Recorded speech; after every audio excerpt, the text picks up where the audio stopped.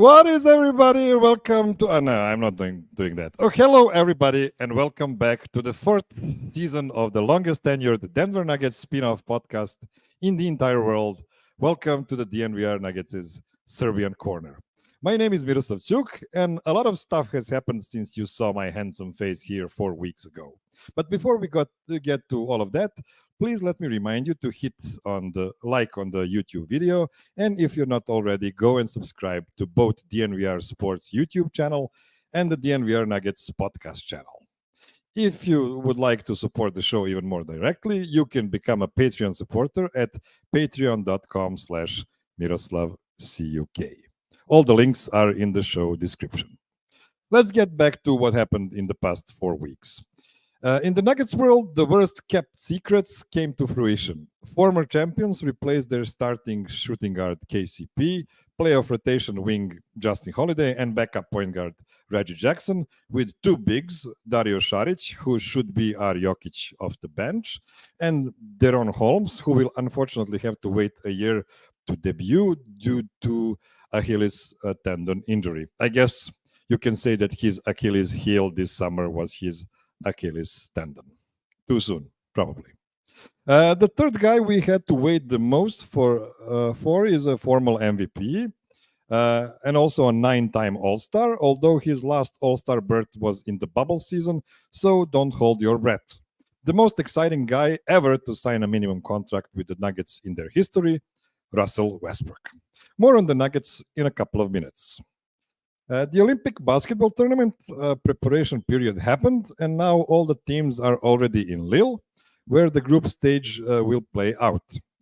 We saw Australia beat Spain. We will not overreact to that game, but we'll talk about it. France beat Brazil, and as we speak, Canada is playing against Greece. Jamal Murray played a bit under 7 minutes in the first half and had 4 points and 2 assists. Team Serbia played a bunch of prep games, lost a couple in Abu Dhabi to Australia and US, but then won big in their last two in Belgrade versus Japan and Greece. I was there live for the Japan game and had great seats courtesy of Serbian Basketball Federation. My main takeaway about the team is they want this medal badly, and that Nikola Jokic supremely enjoys playing for this team. He is very focused and fired up to play at full speed. I also think he likes the way the team plays, at least at the offensive end. They should run the other team away from the three-point line a bit better. Japan made 20 of those threes in Belgrade and still lost by 20 to the Serbian team. The Greek game was the same old, same old. Giannis tried to bully Serbian big guys in the pass, no pasaran, again and again.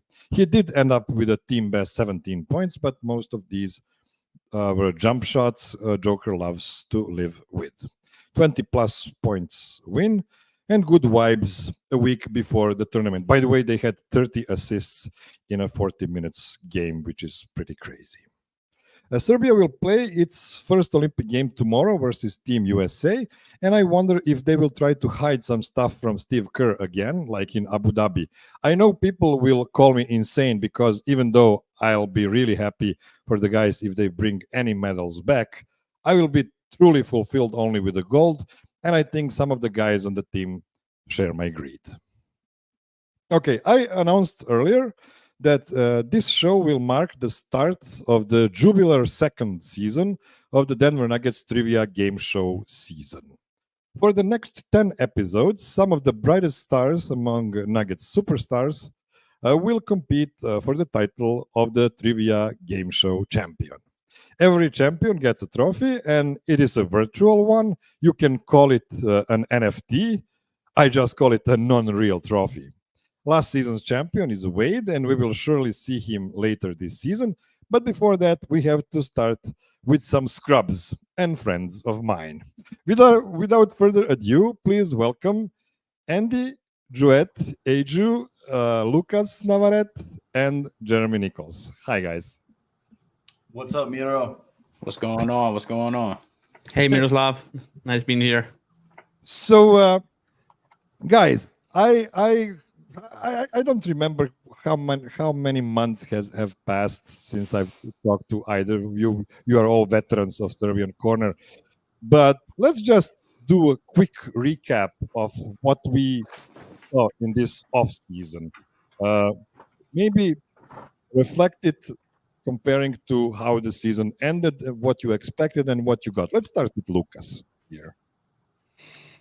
To me, the season was quite a disappointing one, just because of the vibes, really, not because of the result. I'm guessing that you can obviously lose any game 7 that you play is something that happens. You got a sizable lead, so it's disappointing to lose that one. But on the other hand, it's just mostly from a vibe standpoint, especially Jamal. If you follow me on Twitter, I don't know how many of the listeners do. I've been very critical of how Jamal approached the season, and ultimately, I think that affected his ability to make an impact during the playoffs. So it was fairly disappointing to me. I'm not as discouraged or worried or concerned about the summer so far. I think the offseason has been decent. So it will be interesting to see how the team adapts. I think they need to change a little bit the system, maybe offensively. I didn't entirely like what I saw during the entire playoff run, really. And how do you think that the off season reflected on that? Did the Nuggets do the right things? I think so. I like the moves. Obviously losing KCP sucks, but at the end of the day, I was on the side of thinking that maybe that contract was probably going to be a little bit too big for him, for the 5th best starter on your lineup. I think Brown will probably be fine replacing him. Maybe the starting lineup will be a little bit worse, but I think the bench has been improved quite a lot. So I'm okay with the balance so far. I like the Westbrook and Saric additions. I really like. It's a shame that we won't be able to enjoy Holmes, because I think his fit in the squad was quite well, and now we will maybe rely and depend a little bit too much on Vlatko's ability to come back from the injury 100%, which remains to be seen. It's a little bit concerning that we will have to rely that much on that. But anyway, I like the offseason. So Jeremy, I think yesterday was the first time we actually heard something about the Nuggets offering a deal to KCP, and that it was like a pretty big margin, pretty big difference between what they could have offered to him and what he got from the Orlando Magic, and this is why he left. Are you surprised by, let's call that lowballing KCP, like something similar to what he was supposed to get, like 15 million in the next season if he chose to take his player option?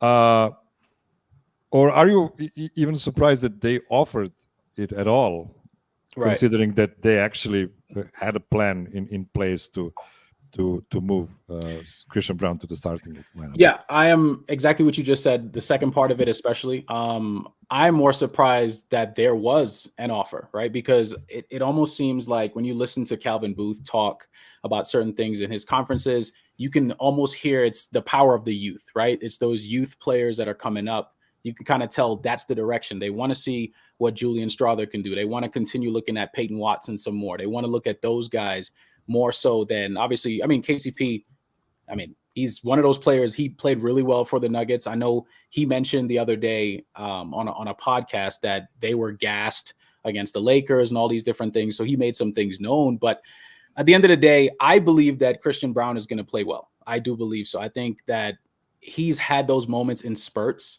even against the Timberwolves. In certain moments in that series, Christian Brown played Anthony Edwards better than KCP did. And it was clear as day. Like when he would be on the court, he would actually be on him most of the time. So I'm just to answer your question, I am more surprised that they did offer it, because I think most of us assumed that something was going to be changed in that situation with him. And the Nuggets really don't have a whole lot of money to play with, right? So we kind of had to be realistic about the situation. I hope most of the people listening to this are also watching on YouTube, because they're able to see the premiere Christian Brown's. I'm sorry, Andy Juett's new hairstyle, which is actually in line with the ceiling of his castle on the hill on the top of the Vienna, right? Yes, this is all authentic. That my hair is not authentic. My home is, of course, beautiful and palatial. I've got several fridges, as I've mentioned before. And, I do Costco runs and fill up with $900, $1,000 worth of groceries at a time. Nice. Andy, how you go to Costco? They don't deliver. They don't deliver at home for you. No, that's that's local culture there, Lucas. Like Costco, you've got to go. You have to show your card, and you have to get a giant, stupid cart. It's like a forklift. It's very silly. But yes, I did get my hair dyed. It's the big premiere. Just trying to bring something to the visuals of the show beyond the normal. I've never dyed my hair in my life, and why not start in my 40s? Go for it. So Andy, how do you feel after we finally got the signing of Russell Westbrook to the Nuggets? I feel like that was a great culmination, right? I think, like Lucas said, the results are okay, but the vibes have been bad because I think we had so much. Nuggets fans have used to be such apathetic, kind of sad. I don't know. I guess I shouldn't. I'm not crapping on the fan base because I was one of them. But like we just didn't expect much, and now we're so competitive that when you lose the game 7, and you're going into it, you're like, we just need to regroup. We got some urgency. This isn't over. We'll just regroup and we'll be fine. And so that was like the energy, I think, on the fan side, but obviously on the business side with the gears of all of that moves at a different pace. So I think they tried to do what was right for the team. Nobody can really argue that. I think Dario Saric is a great ad. Durant Holmes would have been a really fun and interesting ad. I do think it's a little weird in the sense that we just keep reloading with these guys that don't really see the light of day. They sort of get locked in a closet and don't really develop like they used to, unless they're like overt stars like Jamal or Jokic. It feels like. So I know that's a topic, but I am happy we got Russ. And honestly, we'll talk, I'm sure, a lot about Russ, but like energy-wise, leadership-wise, I'm all hyped about it because basketball is about chemistry and energy and movement. And Russ is one of the best at lubricating the gears of that. So, that is amazing. Plus, I'm just excited to see Russ like one night wear something like from Hillman College in 1992, and then the next night wear like a Versace garbage bag and, just really raise the level of superstardom in the building. So I've heard several voices, including Tim Legler and Zach Lowe, who are really, really low on Nuggets bringing in Russell Westbrook, thinking that move is not going to work. And I understand those guys because they're talking about the basketball fit. You can really pick at the basketball fit between Russell Westbrook, who is a non-shooter extraordinaire, and that's really hard to mesh with second unit if you don't have enough shooting there. But on the other side, on our side, this spark of hope we are talking about is more about the intangibles. It's more about the stuff we understand that you need sometimes to shake things up, and you just hope for it to go into the right direction. But I don't want to dwell too much on it. So much has been said about the Nuggets off-season, and we've had 3 moves, and all 3 moves have been telegraphed from far. Like we knew all about all of those moves way before they happened. I just want to switch now to the Olympics. Lucas, I'm guessing you watched the game between Spain and Australia. Yeah. It's in a group of that together with Greece and Canada. And honestly, I'm expecting still Spain to progress from that group. But what are your feelings? No way. It's it's a change of cycle, as we say here in Spain, right? Like the changing of the guard, maybe is how you translate it properly. So yeah, it's definitely the last big tournament for this generation of players, Yul, Rudy Fernandez, and the likes. And the talent level is just not the same it was years ago. So I feel like there's no way they're progressing. Like especially in that group, I thought that Australia was probably the most likely opponent that you could possibly maybe beat in this group stage, and now you have to probably win both games, and I don't think this team is beating Canada or Greece. I don't think so. Aldama is the biggest star you have in this squad. I watched the last qualifying game. I actually went to see it, Miroslav. It was here in Valencia between Bahamas and Spain, and you could feel that Spain was the more solid team between Bahamas and Spain. So they obviously took the advantage of advantage of the opportunity to beat them, but I don't think they're progressing, and I don't think there's a chance really. I even feel like the players don't really believe, right? I feel like you could see the celebration after beating Bahamas, like they were probably satisfied, like they got to be in the Olympics. Rudy Fernandez wanted to retire playing in his last Olympics. So I feel like, they almost maybe felt that the job was done after beating Bahamas because this group is too much for Spain, I feel. Jeremy, what's your main focus on the Olympics right now, basketball-wise? Honestly, I'm just enjoying the games, and I think what I truly want is, and this is more me being a little biased, but I just want Jamal Murray and Nikola Jokic to stay healthy, right? Like that's kind of where I am with it. Obviously all these different teams are in different brackets. We look at the US team. They are the favorites, right? For pretty much the majority of this thing.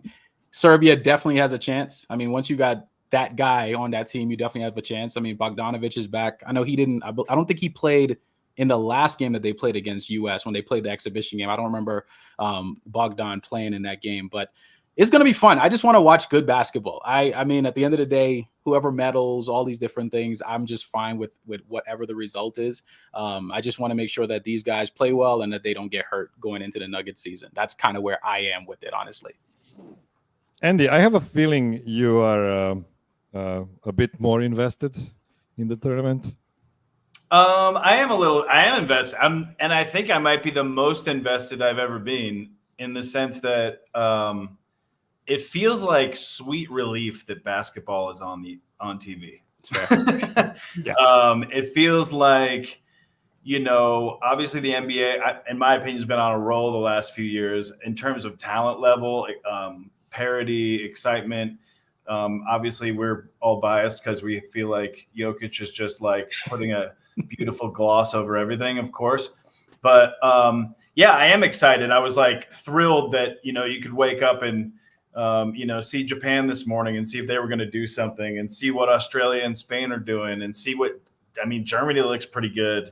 I think every team has a pretty good starting five, even if they don't have NBA players. And then it's like, what's the depth overall? And it's fun because it's honestly like, there are things that I don't enjoy about LeBron, and there are things that I really just think are next level. Watching him give a shit and save that team in the lead up to the Olympics and the friendlies was awesome. Game. And I love the Olympics because it's a lot about give a shit. And if the United States gives a shit, it's going to be pretty hard for anyone to win because their bench is a bunch of MVP candidates. But, it's like today, Australia looked good. Like Josh Giddey looked good. Like some of these guys look good. Like they give a shit, and I love the energy of the Olympics so far, has been awesome. I think overall, not having it be again in a stadium for the opening ceremonies and blah, blah, blah. Like obviously some people thought the boats were bad or there was Satan or some nonsense. Everybody should grow up, by the way, because we're all adults, and this is all theater. So maybe take yourself less seriously and just enjoy the goddamn Olympics. Tomorrow is Serbia versus USA game, and last year when it was a World Cup, I had only one prediction for the World Cup, official prediction, and the prediction was that the United States are not gonna win a gold medal. And lo and behold, they didn't win any of the medals last year, but the team was much weaker than what it is today. So I'm gonna go now and give my official prediction for this tournament, and my prediction is there is no way United States are going to win against Serbia 3 times in a row. So they already won in Abu Dhabi. Tomorrow is game number 2. And you know what? There are 2 ways my prediction can be true. Maybe there's no game 3 because one of the teams gets eliminated earlier. And the other way is Serbia is winning one of the next 2 games. So we'll see. We'll see. I might look like a complete idiot. You know, Pesic, Miroslav. Pesic is not going to take tomorrow's game too seriously. I don't think he's not going to show his hand. Or he's actually going to take it super seriously and like think of things he's not going to show. And exactly. Like that's one way of taking it seriously. Yeah. Very focused on not showing his hand. I think you might be right. I actually think you might be right, but we will see. One thing. The audience should know about the Olympics is there are 3 groups with 4 teams. So top 2 teams from each group advance, and then the top 2 of the 3rd seed teams also advance. So there's a lottery after that. They're picking the teams in certain groups. The only way Serbia can make it certain not to meet the United States again before the finals is to be the best 2nd placed team at the Olympics. And this is why the point differential is super important. If they lose a game to the United States, they want to lose it with as few points as possible. But you know what? I don't care about that at all. Like, I don't care if Serbia is meeting the States in the semifinals or in the finals, or even if they're meeting at all. It's just that I don't care if it's silver or if it's bronze. It's the same to me. The only thing I count is gold. So I'm of course I will be happy with any kind of medal, but in the deep of my heart, the only thing I recognize is gold. What are your predictions for the tomorrow's game? Let's start with Lucas. Again, I think Pesic is an old fox. I got to see his teams for years when he was coaching Barcelona against Real Madrid. He's a very smart coach, one that I don't think will show his real hand in a quote-unquote meaningless, I think, pretty meaningless game, because I think on the other I think it's pretty certain that Serbia will have to beat the US if they won gold, right? Whether that's in the semis or in the final, that doesn't really matter. I think Serbia and maybe Canada, but lack of size is probably devastating for them against the US. But those 2 are probably the only teams I see beating this version of the Team USA. I don't see Germany doing it. So I don't think Pesic will truly show his hand tomorrow with maybe certain matchups, certain strategies that he could deploy on the court when things truly matter. Jeremy? Yeah, I would have to agree. I mean, I think tomorrow is just going to be another good game, probably a lot closer than some people think, because I still hear a lot of people on social media. You know, you look at and I'm a sports bettor, so I looked at the odds, and I mean, I want to say US was like maybe minus 600 or something like that. So the books are assuming that the US are going to win that game. But I mean, you know, like I said, we got Jokic out there. You got some guys who are going to do some things. But just like you guys said, until you get to the actual knockout stages, we may not see the actual plays, the actual things that they want to do moving forward. But one thing I will say about the US, though, what lineup are they even going to run with? Because last time I saw Joel Embiid was injured, or he was dealing with some type of illness, as the last thing that I saw on his status. So there was an illness with him. I believe Kevin Durant has some injury he's dealing with. Anthony Davis, I saw he was on the injury report as well. So we don't know what that lineup is going to look like. I saw Steve Kerr mention that they should play tomorrow. Like, at least he's confident that they'll play. But at this point, some people are still using mind games. They're still doing all these things to figure things out. We don't know what that looks like overall until the game starts. But I think it'll be a good game. I actually think it'll be a pretty solid game. But more than likely, this will be the game that the U.S. would win. But I think if they get to the knockout stages, I'm going with Serbia in that one as well. Ooh, spicy. Hey, man, listen. I agree. I think the U.S. Is more likely, the more obvious win is tomorrow, because I'm with Lucas on Pesic being a fox and not showing any hands and all that stuff. But also, like what Jeremy was saying, I think I think regardless of who wins tomorrow, I would like them to do something that they don't do sometimes. And it's something that we talk about in Nuggets media or fandom a fair amount, which is sometimes you have to put the ball in Jokic's hands. And by the end of this, if they're playing unselfish basketball to the point where they're throwing the ball away or giving threes to guys who are good, but not as no one's as good as Jokic, obviously. But I just mean like the percentage of touches for Jokic towards the end of the tournament. And to be honest, I think from the get-go, there's only a few games. They should. He involves everyone in the offense, and Serbia plays incredible team basketball. But at some point, it feels weird when Abramovich is getting the ball 55 times and Jokic should just be pounding the paint and then dealing the ball like an octopus. I just feel like they have to lean on Jokic at some point. And I love Serbia's style of basketball, but I do think that there should be a steamroller element at some point if Serbia is going to have a chance. Yeah, I agree. It is tough. The Team US is super stacked. They're not playing team basketball at this moment at all, and they might never do because they don't need to. But we will see. I feel like the streaks where they did showed that they can, which is dangerous for everyone else. Yeah, that's right. It's almost like they're also treating this tournament and this run as a tribute to LeBron and his legacy, which sure, he's obviously the second best player in basketball history, fine, but right now there are probably better options even in that team, right? So I would probably be, if I was a Team USA fan, I would probably be more comfortable, I don't know, when maybe even Tatum has the ball in his hand. I'm not the biggest fan, but, Anthony Edwards, Tatum, those guys seem to be better options than LeBron at age 40, pretty much, I think. I just hope Joel Embiid plays as many minutes as possible. Oh my God. I didn't He's been horrible. Interrupt, but his comments were, he just doesn't know how to shut the fuck up. And it takes one to know one. But dear God, just shut the fuck up.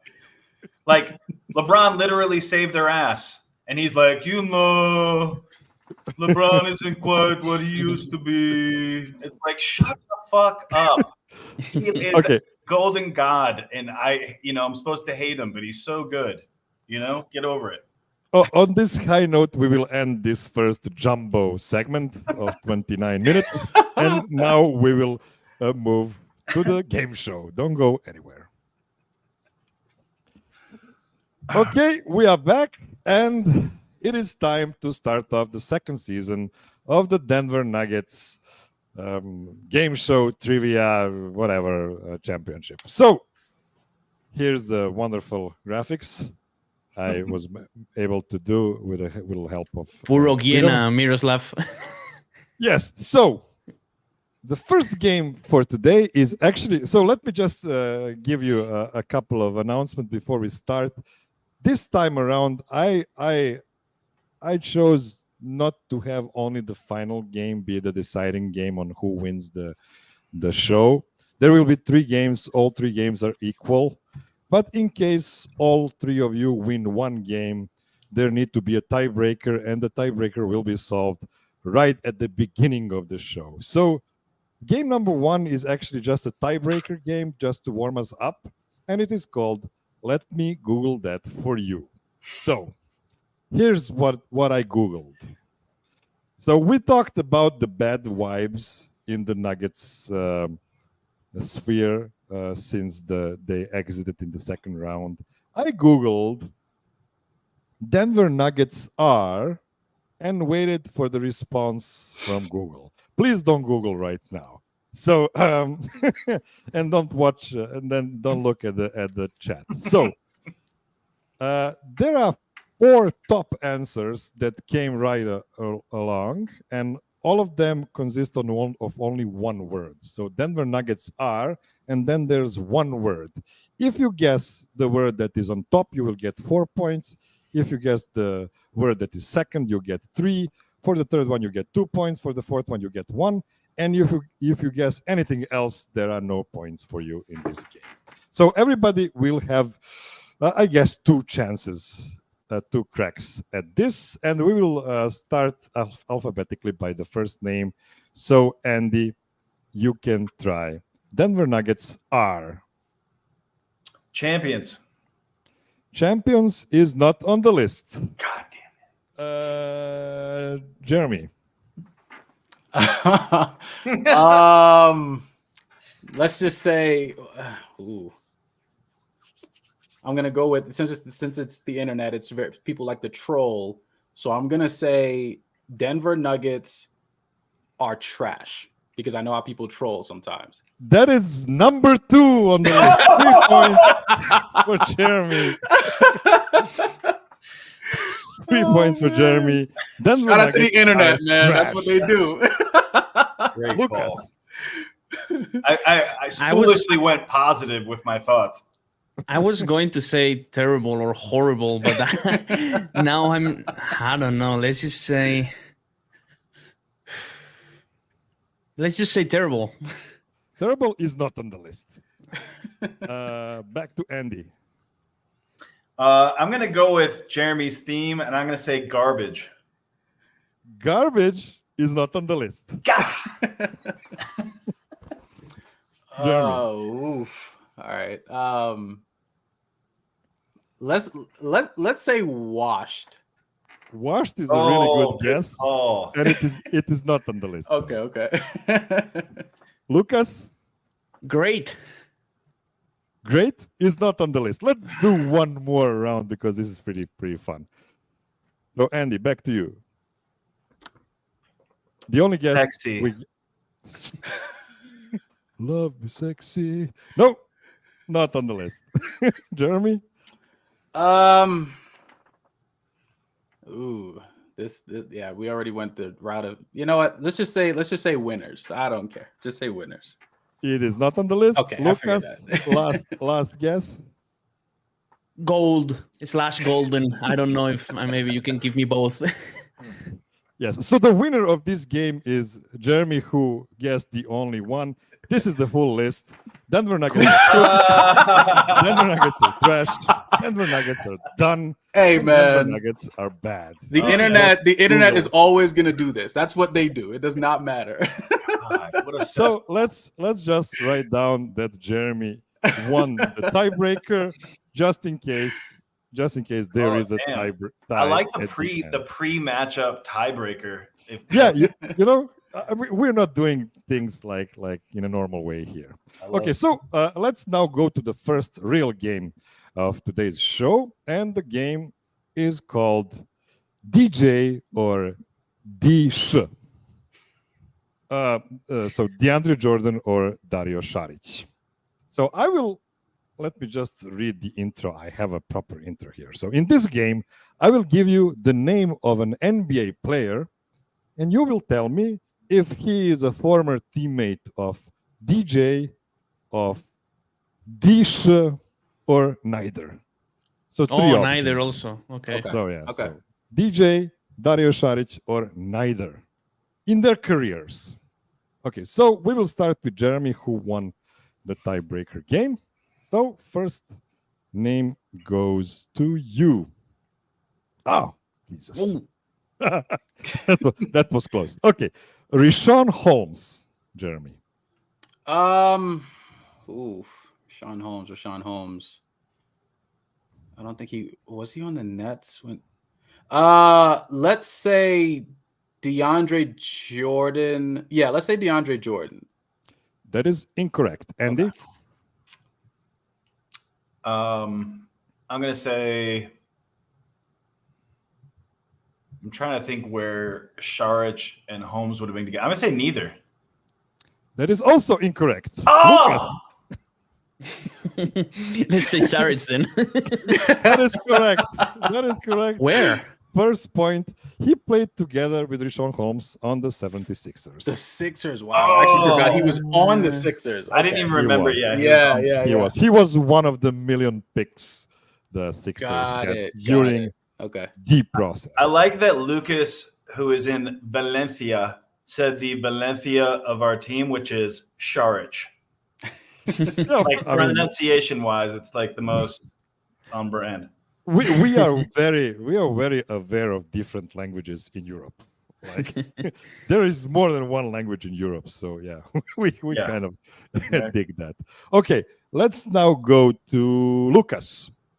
Lucas, second player for this game, Jamal Crawford. Oh, Jordan on the Clippers, right? That is correct. Yeah. That is correct on the Clippers. Now we're going to Andy. Andy, Nerlens Noel. Oh.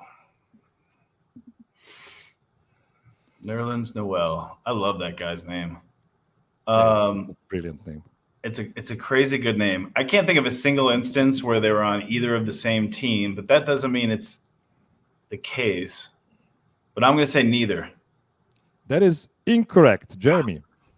Well, since we spoke about Saric being on the Sixers, being one of those picks, I'm going to say Saric because he was on the Sixers maybe around the time of Nerlens Noel. That is correct, Jeremy. First point for you in this game. We are back to you, Jeremy. Sergio Rodriguez. Ooh, that's a throwback right there. Wow. El Chacho. Chacho. You know what? I'm going to say neither. That is incorrect. Okay. Jordan on the Sixers. I think it's my turn, right? It is your turn, and you're wrong. Andy. I'm going to go with number one nightclub fighter on the Nuggets, Dario Saric. That is correct. That is correct. Dario Saric on the 76ers. Okay. I thought I had that one. Dude, That seems to be the theme right there. 76ers loop is like JFK for the Kevin Bacon game. Saric has played with everybody on the Sixers. Whose turn is it right now? Do you remember I who think was it's your Andy got it right, so I think it's him now, right? And then Jeremy, and then me, probably. Yeah. This was Jeremy's pick. So now we go to Andy, right? Mm-hmm. Okay, Andy, are you ready? I'm ready, Miroslav. Roy Hibbert. Okay. Wow. Roy Hibbert. I'm only thinking of one team that he's on right now, and I'm blanking. Let's go with DeAndre Jordan. That is incorrect, Lucas. I'm gonna go neither, I think. That is correct. That Oh, is correct. fake. Neither. Roy Hibbert, actually, I think he played for Indiana for a million years. And then Indiana, he came then to Denver, the Nuggets, right? Yeah. to the Nuggets, and then he ended his career, I believe. Yeah. I don't remember him playing anywhere after the Nuggets. That is another point for Lucas. And now this is Lucas's question. For some reason, I have 8 questions and not 9 because I'm an idiot. Okay. No, I do have 9. Sorry. Not that big of an idiot. Okay. Lucas, Paul Pierce.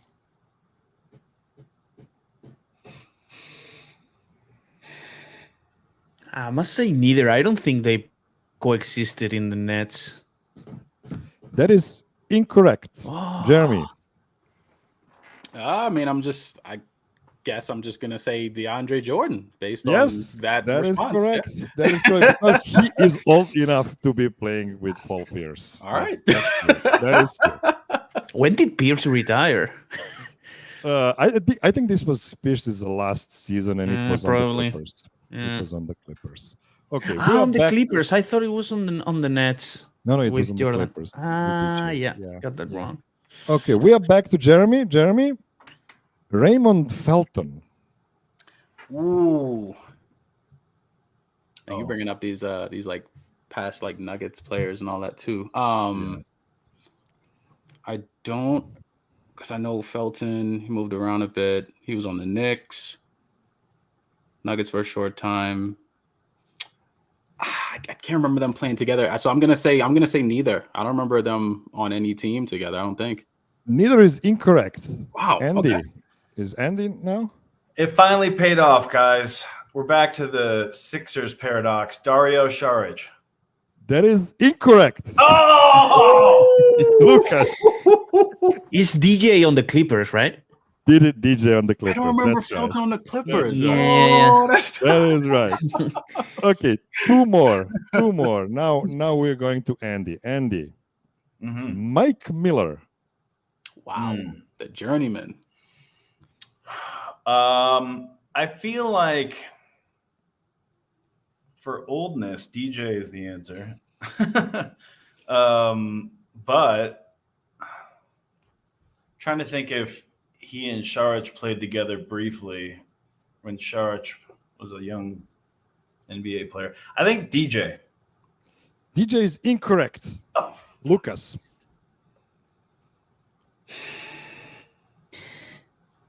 I'm going to say Saric on the Wolves. That is also incorrect. Jeremy. I mean, I guess I'm gonna say neither. That's correct. So this is a point for you listening to what is going on. So I'm listening. So I mean, it- hey, so listen, it's- I'll take it. It is not a free point at all. Not a free point. I'll Okay. take it. Last question goes to Lucas. Jameer Nelson.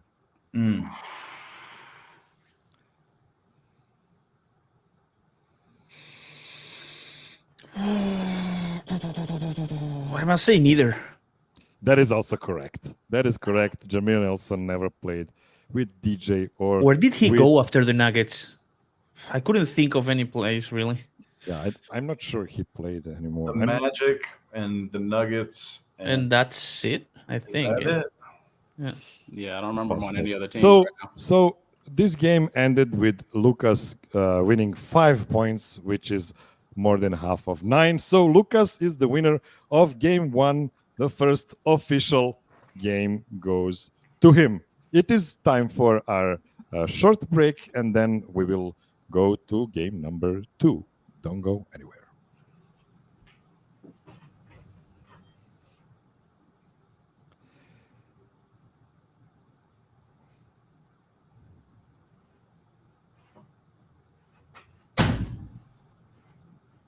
We are back.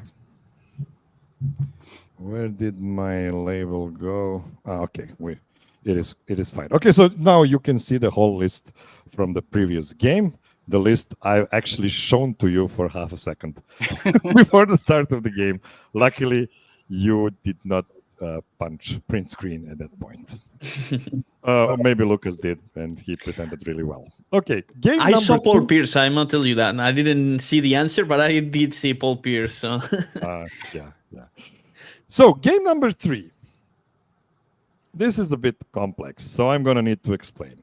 28 players have played in at least 100 regular season games for the Nuggets in the Jokic era. So since 2015, 28 different players got at least 100 regular season games. I will give you 9 guys. In a season, well, no, in a season, obviously. Yeah, sorry. I will give you 9 guys from this group that played 100 game in the Jokic era with the highest 3-point percentage among those players. So regardless of number of attempts, I'm only interested in the percentage of three-pointers made. I will show you. I don't want you to crash your heads. I'm going to give you all 9 guys alphabetically here, and you will try to guess which guys have the top percentages there. So Nice. we will start with Lucas, who is the champion of game number 1. Try to guess who has the highest 3-point percentage out of these 9 guys. Let me read them for you. Darrell Arthur, Malik Beasley, Christian Brown, Kentavious Caldwell-Pope, Danilo Gallinari, Paul Millsap, Monty Morris, Jamal Murray, and Michael Porter Jr. This is the percentage for the seasons they played with Jokic in the Jokic era? For all games they played. They played during the Jokic era. For the Nuggets in the Jokic era. In the Jokic era. Not next to Jokic necessarily, but in the Jokic era. Yeah, like previous Gallinari seasons don't count. Okay. That's right. It's just from 2015 on. I'm going to say Porter Jr., I guess. Michael Porter Jr. is number 3 on this list, so that is 7 points for Lucas. He is number 3 with 41% exactly. Let's now go to Andy. Okay, I'm gonna take Jamal. Jamal Murray is number 6 on this list, which will give you 4 points. Jeremy. Let's go with KCP. Let's see what KCP brought to the table. KCP is number 1 on this list with 41.5%, 9 points for Jeremy. Let's go. Back to Lucas. Have to go with Gallinari, I guess. Gallinari is number 7 on the list. Ooh, so that's bad. 3 points for after... you. 37.8%. Still pretty high percentages. Yeah, it's not bad. Not top. Andy. I'm going to choose Malik Beasley. Malik Beasley is number 5 on the list. So that is going to be 5 points for Andy. Back to Jeremy.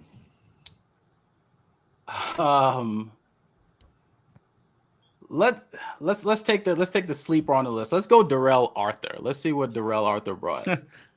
You, my friend, are excellent in this game. Darrell Arthur is number 2 with 41.2%. 8 points for Jeremy. How did he play more than 100 games? That's a good question. That's a really Dark good times. question. So you will see the whole list, but Darrell Arthur actually made 106 3-pointers in 130 games he played in the Jokic era. So a bit less than 1 3-pointer per game and exactly 2 3-pointers attempted per game.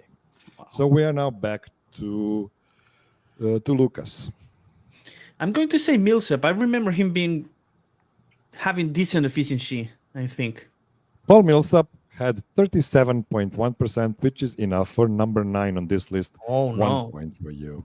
Andy, last chance for you. Yeah, I think of the ones left, I think Monte Morris is higher. Monte Morris is number 4.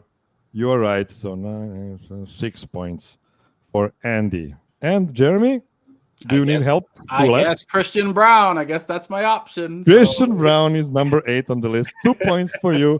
But never mind that, because you have 19 points and Andy has 15 and Lucas has 11. So Jeremy is the winner of game number 2. Damn, Jeremy.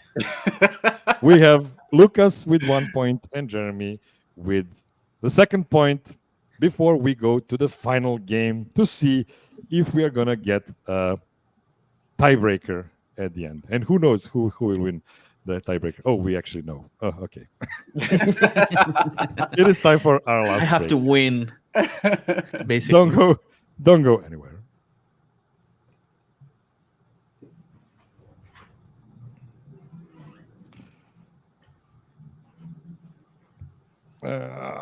Okay, last game. Let me just show you the lists before we go to the last game for the 3 points made.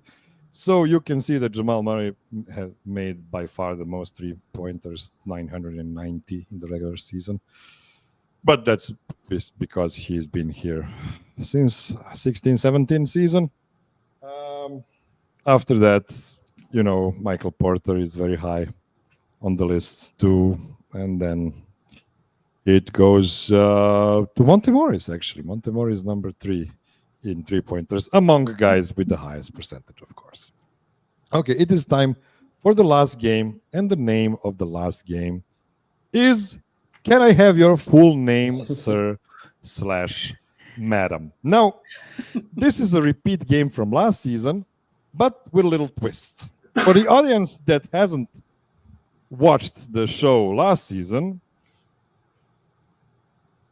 we are going to make up some 3-part full names by combining two persons' names where the last name of the first person melds into the first name of the second person.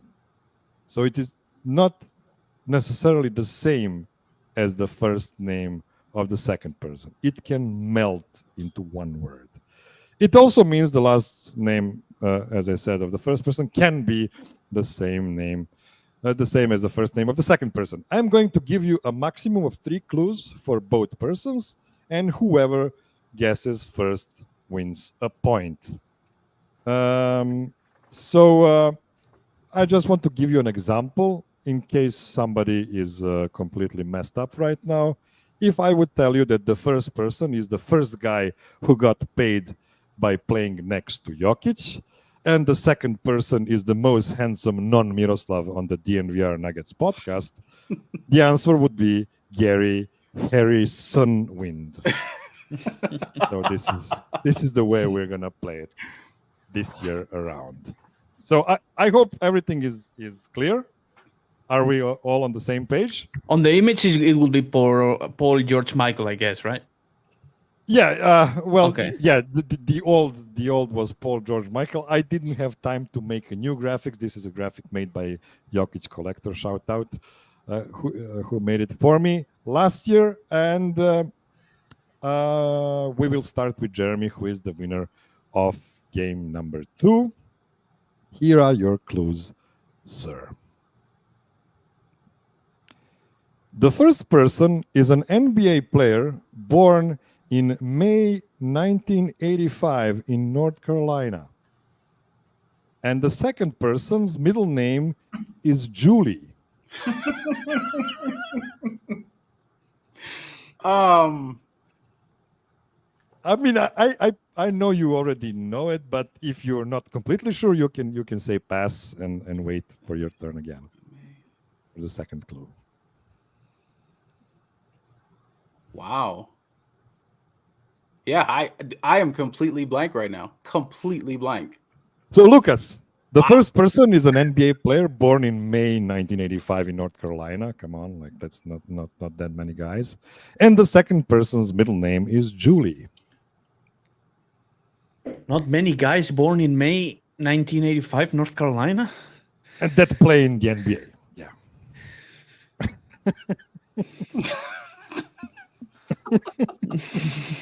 Hey, man.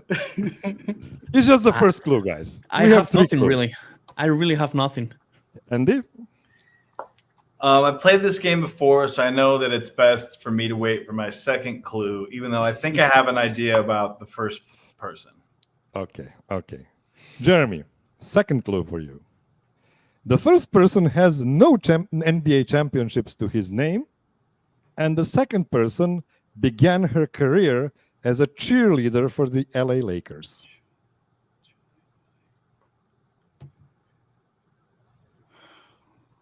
Second person began her career as a cheerleader for the LA Lakers. Wow.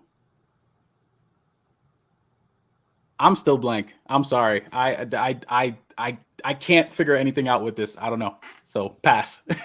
Lucas? So the first guy is an NBA player born in 1985, but he has no NBA championships to his name. And the second person's middle name is Julie, and she used to be a cheerleader for the Lakers. I'm trying to think of NBA players like 6 years older than me, and There's not many. I know I mean, among the active. they're active. Well, it's not in the Well, clue, so yeah, not. I know. So I'm still lost, really. Andy?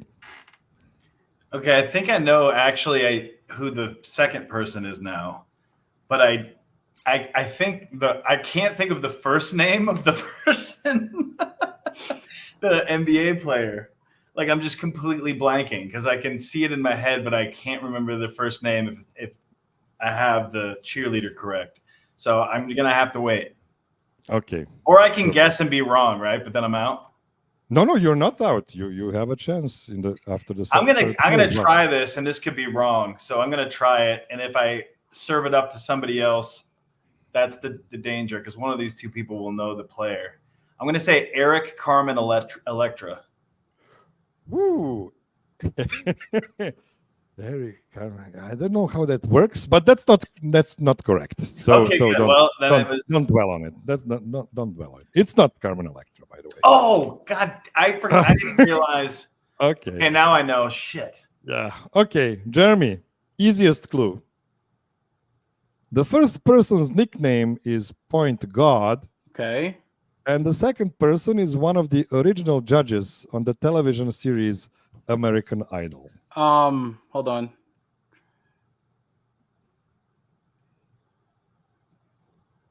What was her name? Oh, I see her face right now. It's a pretty face. Oh my goodness.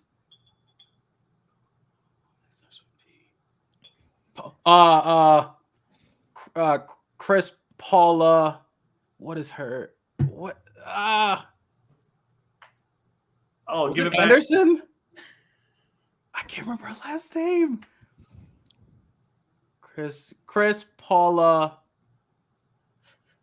Oh my gosh. What is happening here? I would have guessed this, but I forgot your example that it could be that it could have two syllables or more like Harrison's name. So I fucked up. Chris Paula Abdul. That is correct, Jeremy. That is correct. It's the most obvious Laker girl, but then I thought there's no basketball player named Paula, so I thought I don't even know her, man. For some random reason, I know Paula Abdul was a Laker girl, and then I checked it on Wikipedia, and in fact, she was. She was actually like the head cheerleader. No idea who that is. Miroslav, how do you know this, man? Living in Europe, like having no access to American Idol. I really don't know who that girl is. I'm 45, man. Like I remember her peak.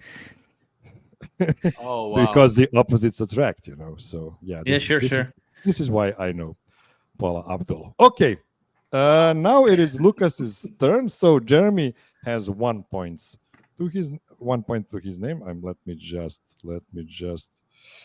put that point to Jeremy so I don't forget, because I don't want any problems later on. Lucas. Let's go. The first person was born in December 1951 in Pennsylvania. And the second person was born as Mladen Sekulovic. 51, so he's 73. Pennsylvania. I have no idea, man. I pass. Andy? I know you're good with Pennsylvania people. I'm just gonna pass. Smart. I'll go to round 2. Jeremy? Pass as well. I'm totally stumped. So pass, yes. Lucas, it's getting a bit easier now. Let's see. The first person coached the Montana Golden Nuggets from 1980 to 1983. And the second person won the Oscar for Best Supporting Role in A Streetcar Named Desire in 1951. I'm still lost, man. The second name is crazy, and I'm not even sure I know the first one, so I have to pass, man. This one's hard, Miroslav. It is. Andy? There was a time where I would get this correct. Unfortunately, it's not right now. I know who was the main actor in Streetcar Named Desire, but I don't know who won Best Supporting Role.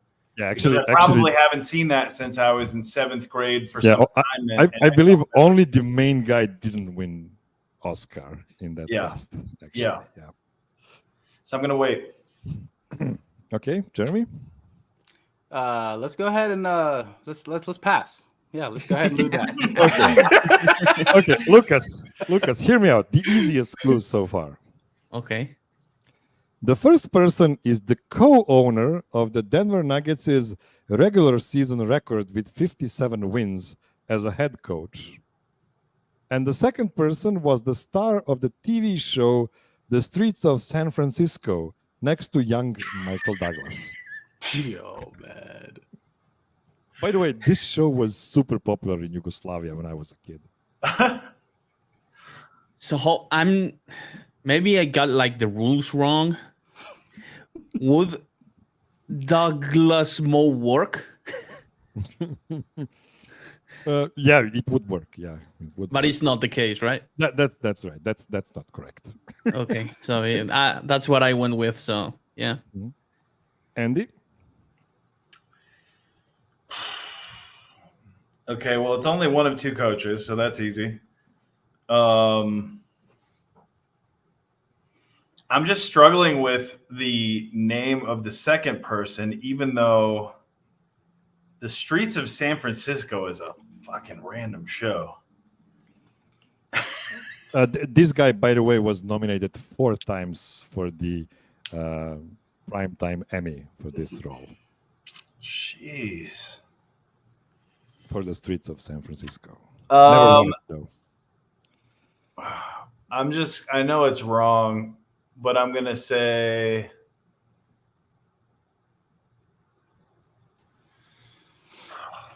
George Karl Malone. I have no idea. That would be pretty impressive.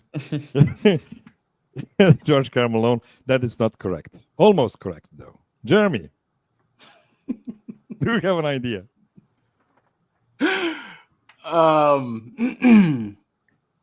Okay. Well, we figured out the coach. The coach, at least we got half of that. But just like these guys, man, I'm so stumped on the streets. Oh, I know what it is now. Damn it.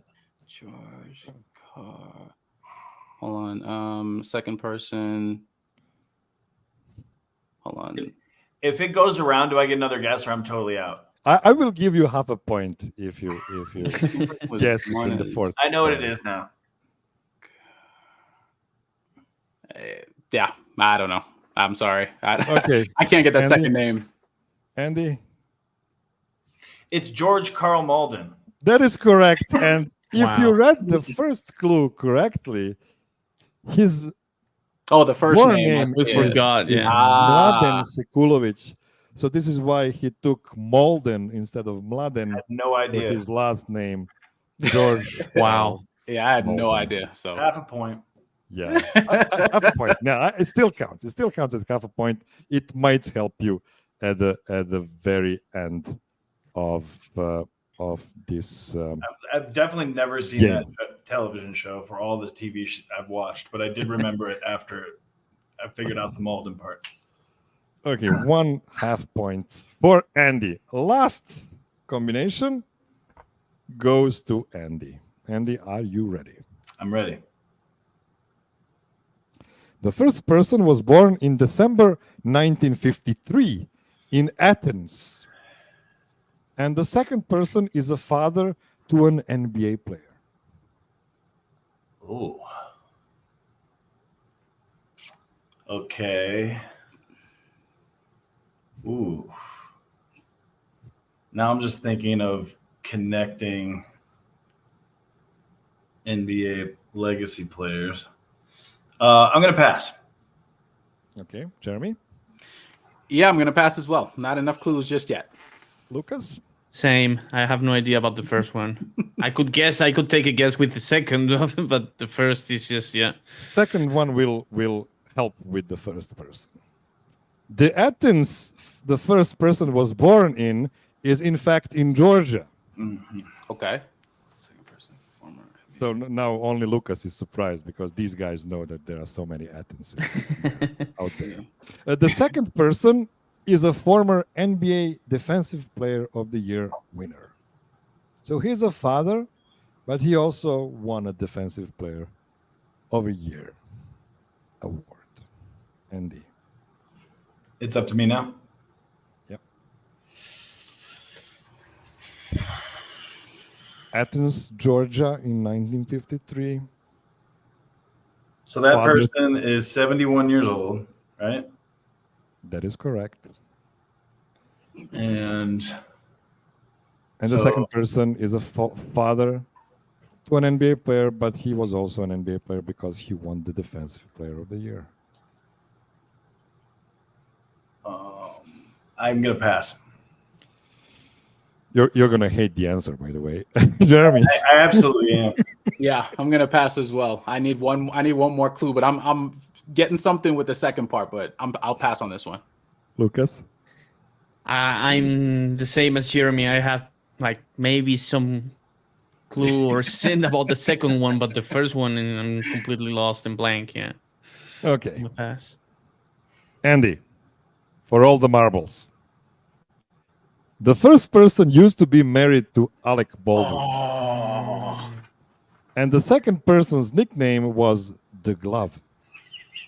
This is a stretch, Miroslav. It is. It is. This is a stretch, even It is. pronunciation-wise. It is a stretch. I'll give you that. Okay, I think I could be fucking this up. Now, I'm trying to make sure there's not another person that was married to Alec Baldwin. But I think the answer is Kim Gary Payton. That is correct. That is correct. No way. No way. That's such a stretch. No way, It is, but the man. spelling is not correct because it should be Gery and not No Gary. way. But you know, it's still a game. So Europeans don't know how to pronounce Kim Basinger. Yeah. So man. Andy won this game, and what do you know? All three of you won one game. So let's now try to figure out the tiebreaker. Oh no, we already did that Jeremy at the beginning wins. of the show. Jeremy, I congratulate you on winning the first. Darrell Arthur, man, come on. You should be ashamed, man, winning that tiebreaker because of Darrell Arthur. I'll tell you, like, all I remember for Darrell Arthur's days, I actually used to like watching him shoot the ball, but he didn't shoot a whole lot of threes. Like, I would always enjoy him shooting from the corners and the top of the key. So that's all I would. That's why I said this might be a sleeper pick, but let's go with Darrell. And hey, I didn't know the percentages, but I'll take it. It's cool. Speaking of vibes, it's cool that they kept him around. Like, he's good vibes. Mm-hmm. Yeah. Oh yeah, it's really cool to see Darrell Arthur with the for team sure. again. So Jeremy, I know you have a pretty crazy schedule. Weekend-wise, but do you think you'll be able to come back next Saturday to defend your weekly title? Yeah, I should be able to have some time, especially around this time if we can keep it like earlier. Yeah, next Saturday it will be 3 p.m. Denver time because fine. Yeah. Serbia is playing at 1 p.m. against South Sudan. Next Saturday it will be the last game of the group stage. Right. But the Olympics are going to roll real fast. Right. Everything is going to be finished in 2 weeks. So by the time we get to episode 3 of this show, the Olympics are going to be already almost over. So got it. It is what it is. This is all I prepared for you today, my dear listener. And please, pretty please, with the cherry on top, take the word prepared loosely. If you would like to be on one of these game shows, the shortcut to it is to become a Patreon supporter on patreon.com/Miroslav CUK. Before we go, does anybody want to plug anything before we go? Not me. Nah, not really, man. Just go Nuggets. That's pretty much it. That's it. Keep up the woodwork, obviously, guys, over at DNVR. Oh yeah, for sure. And hoping for a better season next year. Mm-hmm. I'd like to plug tomorrow, if you are in Denver, on Sunday, July 28th, I have a show that I'm producing at Tetra Lounge, which is the first legally ticketed venue for anything with cannabis in Denver, Colorado. Wow. Like the governor and the mayor did the ribbon cutting. Like, it's a real thing. You can buy tickets at the door. We have a comedy show tomorrow night at Tetra Lounge, which is at 30th and Walnut. It's called Laugh Your Hash Off. It's going to be three comics that have comedy specials out right now. Billy Wayne Davis is there. He's doing the show every month. He and I are putting on the show with a guy named JJ from Dutch Botanicals, which is a great cannabis company, and it's going to be a lot of fun. Billy Wayne Davis, Zach Reinert, who's an incredible local joke writer, but also has a new special out on YouTube you should go watch. And then Brant Tobler has a new special out, and Brant Tobler will be doing 20 minutes. So the format is come at 6 if you want, get high. And then at 7, there'll be comedy for about an hour. And it's all going to be outdoors and super chill vibes. We're doing it at the next 3 shows. We're going to do 6 to 8 because it's still hot. It's hot during the middle of the day here now. So we're going to be later. And then once we get to like October, they'll be at 4:20 till the next summer, every Sunday, every last Sunday of the month. So by the end of the first hour, you're already going to be giggling at your table, and then the comedy starts. So yeah, there's going to be a lot of fun people out there serving you dabs. I think the Puffco people might be coming out. Mikey dabs it. If you know him, he's a dab aficionado. So if you want that type of thing, if you want to come get high and hang out, or if you just want to come see cool comedy, it's going to be a fun outdoor event. 6 to 8 tomorrow. Again, tickets are at the door at Tetra Lounge. Yeah. Also, if you want to check out Lucas's work at Managing Madrid, it's one of the biggest Real Madrid podcasts in the world. Cool. One of the most relevant podcasts about Real Madrid, which is the most successful European sports club in general. So until next week, be well, be safe, be nice to everybody. Call your mom. And until next week, Reggie Jackson.